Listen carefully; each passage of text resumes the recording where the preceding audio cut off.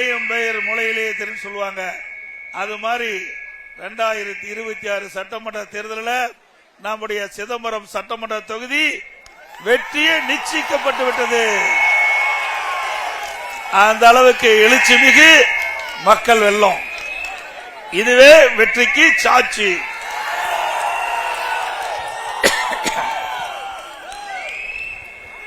ஸ்டாலின் பேசுறாரு, அனைத்து இந்திய அண்ணா திராவிட முன்னேற்ற கழகம் இன்றைய தினம் பாரதிய ஜனதா கட்சியோட போய் இணைஞ்சிட்டது. பாரதிய ஜனதா கட்சி அண்ணா திமுகவை விழுங்கிடும்.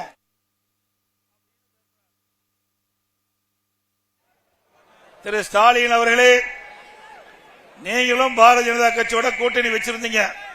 உங்களை என்ன விழுங்கிட்டாங்களா? ஏன்னா உங்களோட நாங்க பலமா தான் இருக்கிறோம். நீங்க பாத்தீங்கன்னா பாரதிய ஜனதா கட்சியோட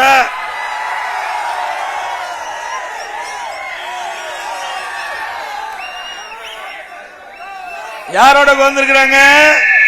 திரு அடல் பிஹாரி வாஜ்பாய் அவர்கள் பிரைம் மினிஸ்டர் இருந்தபோது திரு கருணாநிதி அவர்களும் முரசொலி மாறன் அவர்களும் இந்த படத்துல பாருங்க. இவர்கள் கூட்டணி வச்சா நல்ல கட்சி பிஜேபி கட்சி, நாம கூட்டணி வச்சா மதவாத கட்சி. ஆட்சி அதிகாரம் வேணும்னா யாரு கால் வேணாலும் திமுக விழும். விழுமுல்ல? இதான படம். உங்க அப்பாவும் முரசொலி மாறனும் யாரோட பேசிட்டு இருந்தாங்க? அன்றைய பாரத பிரதமரோட பேசிட்டு இருக்கிறாங்க. கூட்டணி வச்சிருந்தாங்க. மத்தியில ஆட்சி அதிகாரத்தில் திமுக இருந்தது. இதையெல்லாம் மறந்துட்டு பேசாதீங்க ஸ்டாலின் அவர்களே. வரலாறு தெரியாத பேசாத. 2001 சட்டமன்ற தேர்தலில் கூட்டணி வச்சீங்க.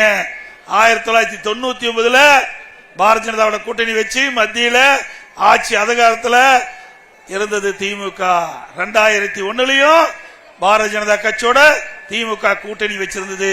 நீ பேசுவதற்கு தகுதி இருக்குதா? திமுகவுக்கு தகுதி இருக்குதா? இதுக்கு மேலையும் பேசுனா புரிஞ்சுக்க, சொல்லக்கூடாது. இது இல்லைன்னு தான் அர்த்தம்.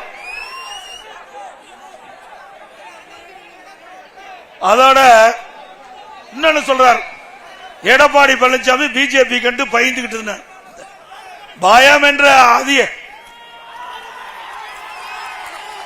என்ற சொல்லு அண்ணா திமுகவுக்கு இல்ல. ஒரு தொண்டனை கூட யாராலையும் பயமுறுத்த முடியாது. அண்ணா திமுக தொண்டன் முதல் தலைவர் வரை சொந்த காலிலே நிற்கின்றவர்கள், எதற்கும் அஞ்சாதவர்கள். எவ்வளவு பிரச்சனையை நீங்க சீண்டி பார்த்தீங்க. நாங்க பயப்பட்டோமா? இதே பொன்மனச்சம்பல் புரட்சி தலைவர் எம்ஜிஆர் அவர்கள் திராவிட முன்னேற்ற கழகத்தை எதிர்த்து சட்டமன்றத்திலே பேசுகின்ற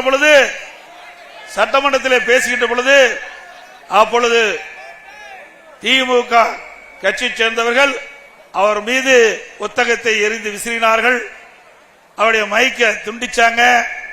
அப்படி இருக்கும்போது பொன்மனச்சம்பல் புரட்சி தலைவர் எம்ஜிஆர் சட்டமன்றத்தில் பேசினார். மீண்டும் இதே ராமச்சந்திரன் சட்டமன்றத்தில் நுழைகின்ற பொழுது தமிழ் மக்களுடைய பேராதரவை பெற்று முதலமைச்சராக நுழைவேன் என்று சபதம் போட்டார். அதன்படி மக்களுடைய ஆதரவு பெற்று பெரும்பான்மையான இடங்களில் வெற்றி பெற்று முதலமைச்சரானார்.